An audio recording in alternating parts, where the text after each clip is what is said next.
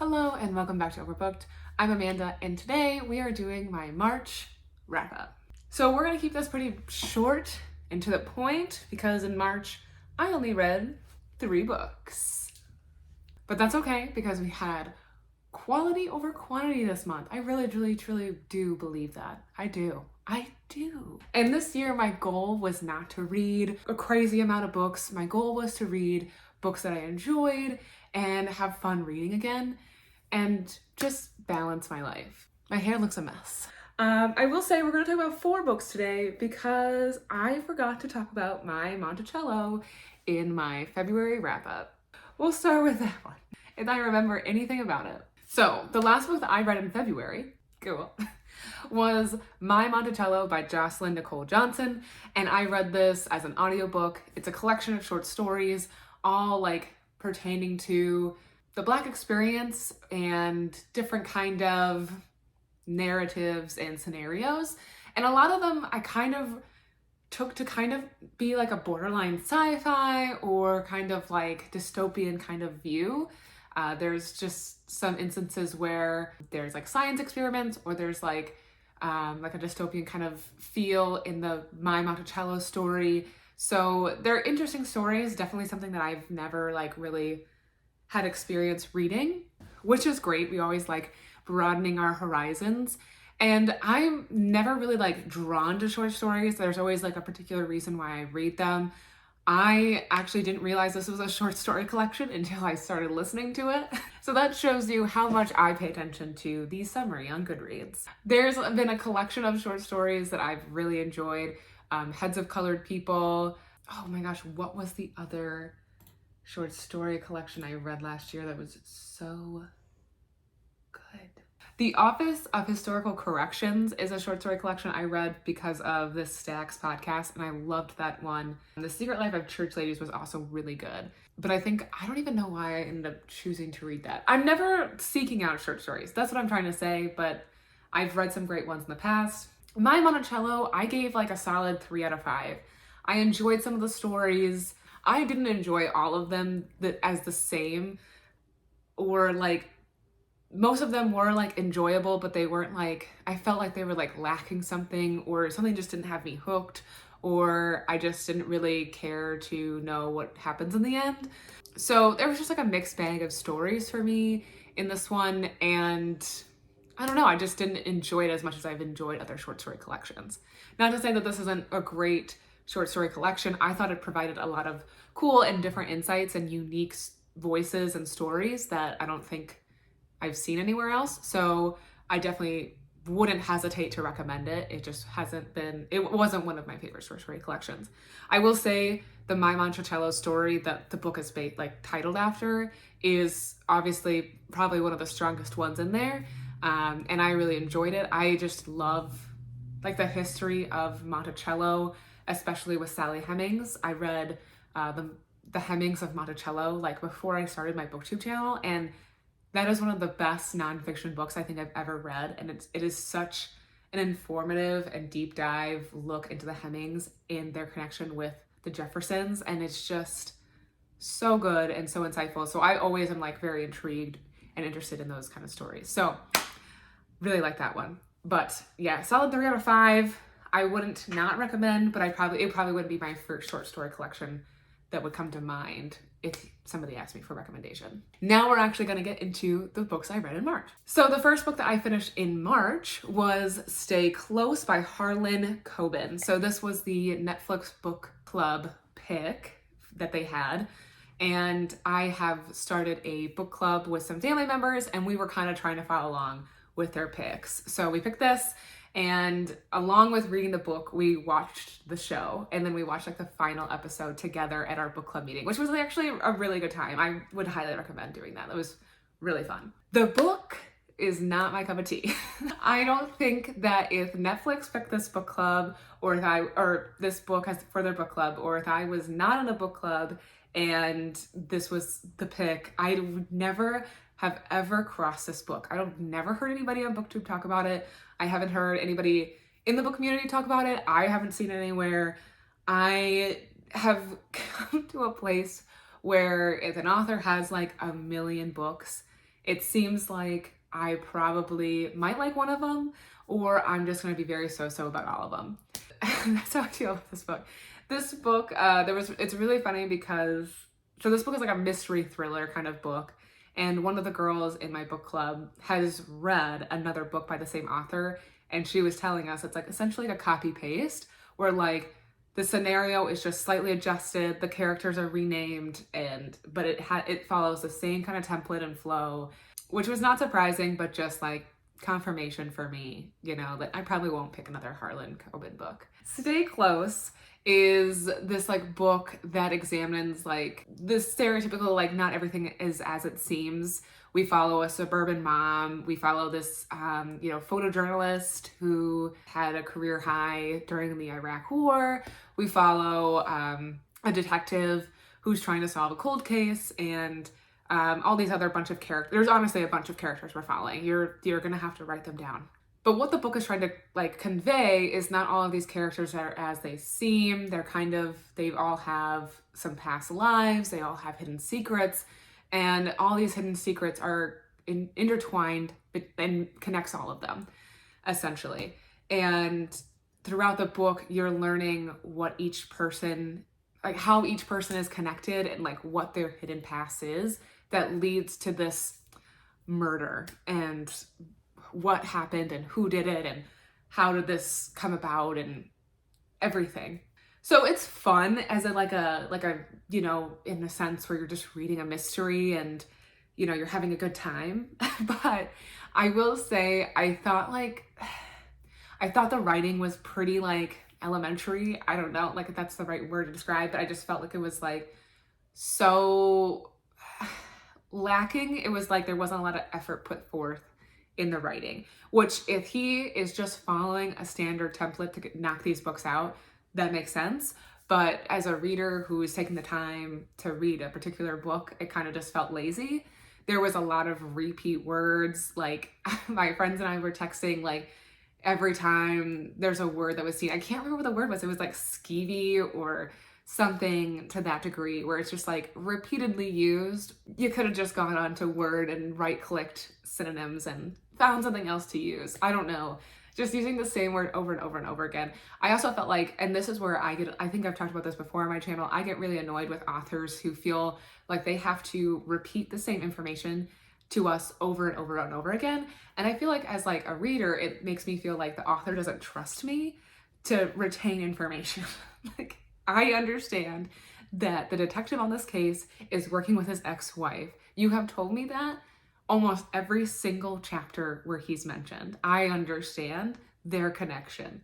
I don't need to be retold that. And that's just kind of how it is throughout this book, because it was actually a pretty long book. It was like over 300 pages, and it didn't need to be because most of the information is just repeated information that you could probably establish in the first couple chapters. I mean, it's a fun book to read if you're just looking for like a beach read, kind of like, it's a rainy day and you're in the mood for a mystery thriller and it's at the library. I don't know. It was fine. I think I rated it like 2 stars or 1. I don't know. This Netflix adaptation is wild because all of us were just mad because it doesn't follow the book.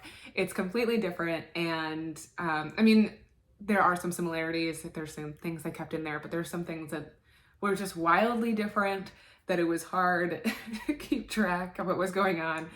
But it made it for a really fun, like, just moment with, my family in the book club, because we were just laughing hysterically because it was wild. So, but good times. That was Stay Close. I won't say I'm recommending it, but if you find anything that I said intriguing, go check it out. The next book I'm going to talk about is a book that took up my entire March, but I'm not mad about it at all. And it is The Love Songs of W.E.B. Du Bois by Honorée Fanonne Jeffers. And I'm not kidding you. Like, I saw everyone rave about this book and, everyone singing its praises and yada, yada, yada. And I was like, okay, I'll get to it eventually, whatever. I've seen it at my library. Like, every time I went in there, it was like available. And I'm like, that's crazy. I was like, this book is so popular. I cannot believe that no one's picking it out. And then I just wouldn't check it out. So And it is daunting because the page length is crazy. It's like 700 pages or something, or 600 something. So that's wild. I think that's what held me back, was just like the page length and just trying to process how long it would take me to read it. But on a whim, I went to the library, had some holds I picked up, and it was still there. And I was like, let's do it. Whatever. Let's go. So I checked it out, and no regrets. This was like the best decision I've made in a long time, because this is probably the best book I've read in so long. And it was so refreshing because like last year I read some pretty good books, but none of them were like mind-blowing. The year before, I think it was kind of like a same scenario. This is honestly the best book I have read in a long time. It is so good.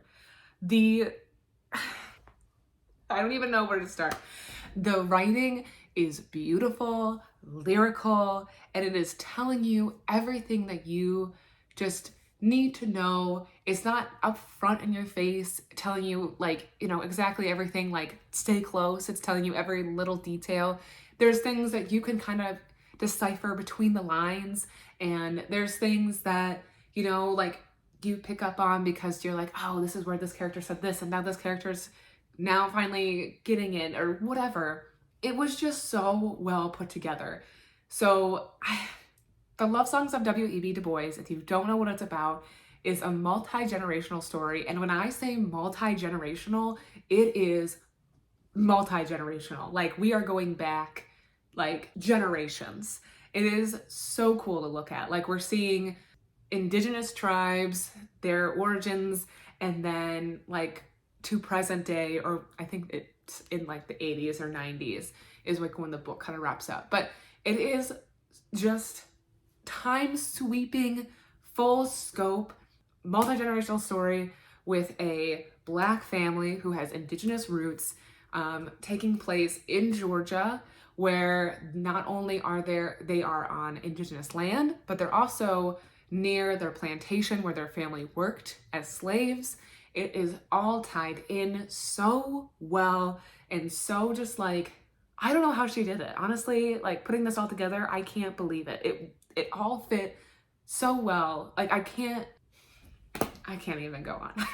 So not only is it multi-generational, we also get like different perspectives from like a handful of the characters, not all, but a handful of the characters. So you're not just seeing one perspective, which, as I've said before, that is my favorite. I love when books do that because I feel like it adds so much depth and juice and context to the story that you're reading. Because you might, as you're reading from one character, you might see another character as some sort of bad guy or villain and you don't understand their intentions.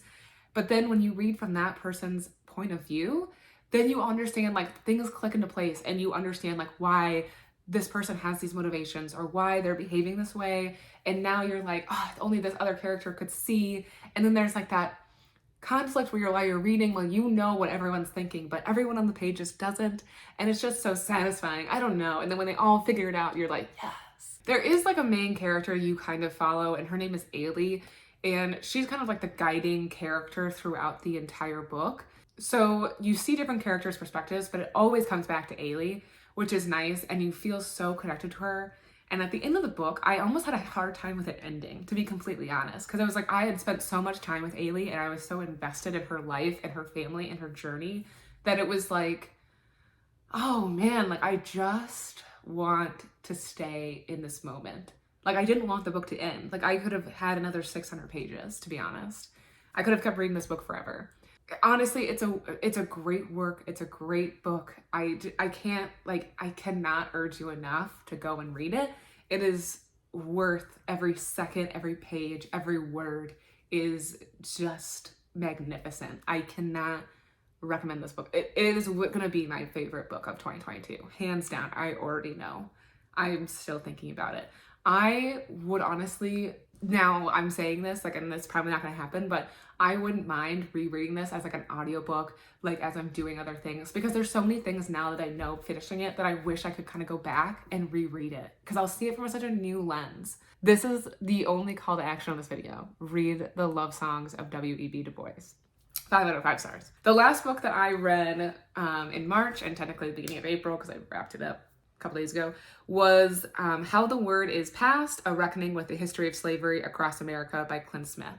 This was actually a really great book to read beside the love songs of W.E.B. Du Bois. I was listening to it as an audiobook because there was like, in the love songs of W.E.B. Du Bois, it's actually really interesting because Ailey is a grad student and she's studying like slavery in America and looking at the history of Black Americans. And that's essentially what the book, How the Word is Passed, is. Clint Smith is looking at and examining different sites across America that are conveying slavery and the history of slavery in America in different ways. So there's like he looks at 2 plantations and one that is doing like, you could say, an excellent job of conveying like America's mistakes and, you know, harsh reality of what America did and the harsh reality of slavery and how it hurt, you know, Black Americans and the people that were involved in that, you know, time and space. And then there's another plantation that kind of paints a really pretty picture and like shows off the architecture of a plantation and just like the history of whatever it is, and doesn't really focus on the harsh reality of what, like, you know, who was doing the labor of the architecture and putting that up and whose lives were lost at that expense. And just kind of looking at all those different kind of sites throughout America.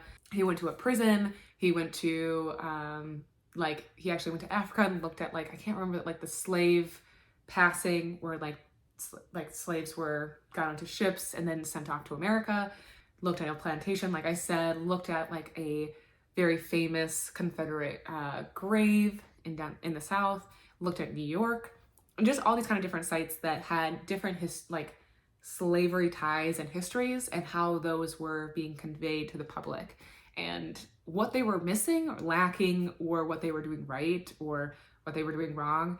And I just found that really insightful and definitely like something to chew on a lot. Like it was really cool. And like I said, to read that side by side with the love songs of W.E.B. Du Bois while Allie is going through her graduate studies, because there's so many things that I think I'm still trying to unlearn from being in school. Like I remember, you know, my 8th grade social studies teacher just hammering how the Civil War was started because of states' rights. And that's, you know, not the case. It was fought over slavery in America. So there's a lot of things that like I'm trying to unlearn and things that like that come up in these books, especially How the Word is Passed and how like slavery is conveyed, that I've heard in my school, in my classroom, how like, you know, oh, some masters were great. You know, some masters really treated their slaves well. And it's like, okay, they were still a master and they still had slaves. So there's no scenario where these were good people or they were doing a good thing. And it's just really fascinating to keep hearing those things because of just the juxtaposition of like what kids are potentially still learning and what, you know, people like when I went to school learned in their classrooms, because I don't know, what are the checks and balances of that? It's just like crazy to me, mind blowing. I don't know. It was a very interesting read. I thought it was really well done. It's really like a lot of thought and research and like just effort went into this book, and it clearly showed.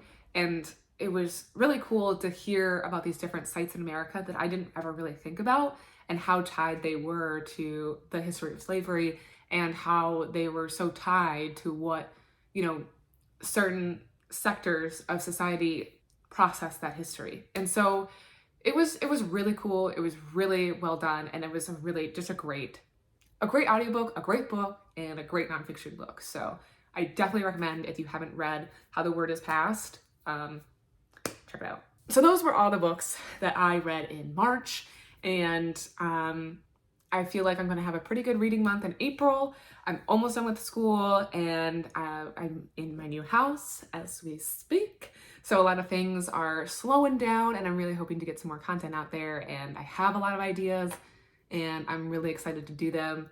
I'm hoping a lot of cool new videos will be coming out this summer. So I'm very excited. So please subscribe and stay tuned for all that stuff. And if you like this video, give it a thumbs up, and in the comments below, tell me what you read in March, if you've read any of the books I talked about. some of the books that you're looking forward to reading, whatever. Just say hi. I love to see you down there. And as always, thanks for watching, and I'll see you guys next time.